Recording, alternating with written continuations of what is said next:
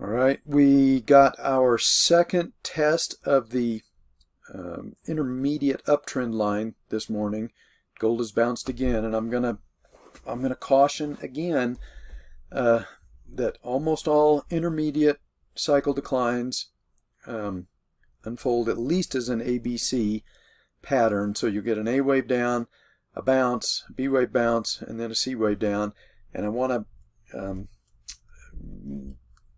caution people that very often the banking cartel will construct the B wave to where it looks really convincing to draw in early buyers, and then that is fuel to power the C wave when they break the trend line or break support. I suspect, my guess is this support level here at about, let's call it about 1940. That might be our bloodbath support zone. Once that breaks, then you get that all-out panic selling. There are no bounces during the day. It's just sell, sell, sell, get me out. That is how almost all intermediate cycle declines bottom in metals, for sure. And the B wave bounce, while it is somewhat natural, is very obviously the banking cartel will push these B wave bounces to try and get as many people prematurely long as they can, and then when the attack begins for the C wave decline, all of those premature longs, when those traders get stopped out, that's the fuel for the big move down, where the banking cartel makes their real money on their shorts. So I'm going to continue to caution people here to take this rally with a grain of salt. This is probably a banking cartel trap.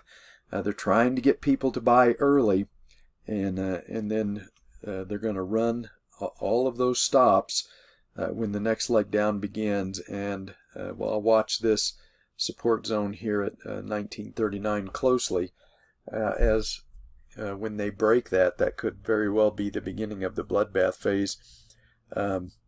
That could give us that final intermediate cycle low. And now let me go over to the chart of GLD. And one thing I've noticed throughout the years is that gaps on GLD almost always get filled. Not, it's not 100%, but more often than not, by a long shot, these gaps will get filled.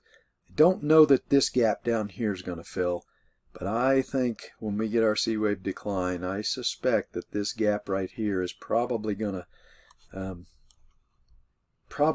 fill before this intermediate cycle decline is over. So I would be very leery about trusting any bounce here. It's probably a somewhat manufactured bounce to get people on prematurely.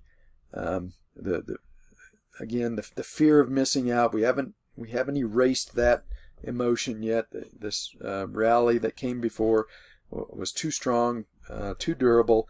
People are worried about missing the next leg up, and they're not.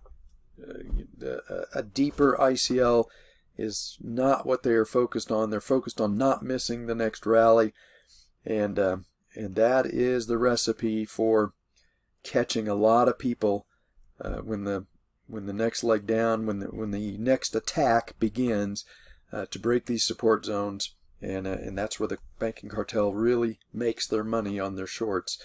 So again, take this rally with a grain of salt, and I would be willing to bet that this gap is more than likely probably going to fill.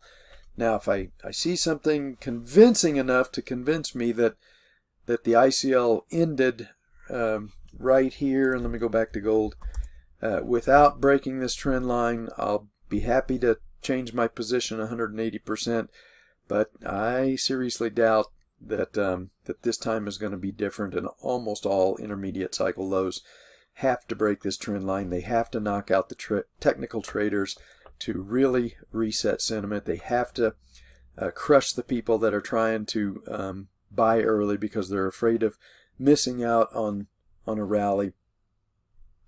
And that just really can't happen until you at least get that C wave decline and run all the stops for the traders that buy prematurely during that B wave bounce.